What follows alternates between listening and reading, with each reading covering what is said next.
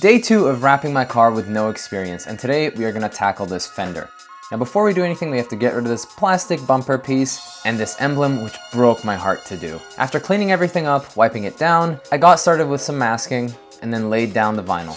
After cutting it to size, I got to work. Now unlike the hood, I did this completely alone, and surprisingly, it wasn't too bad. The fact that it was a much smaller piece meant that I could handle the material much easier and get out any bubbles that I wanted to. Trimming this piece was really easy, but one thing I did struggle with was the tucking. If I learned one thing from doing this fender, it's take off as many pieces as you can, because tucking is not fun. But in the end, we got it done. If you're new to this series, check out the last video where I wrapped my hood. And as always, drop a like and a follow so that you don't miss the next episode.